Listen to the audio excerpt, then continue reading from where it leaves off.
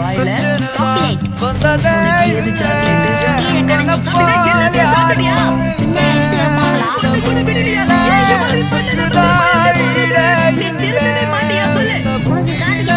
காட்டுக்குள்ள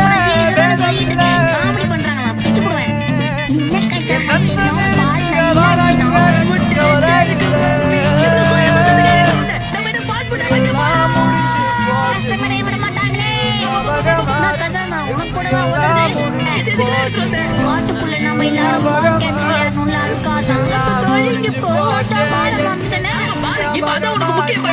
எல்லாரும் அப்படியே புரிச்சுடு.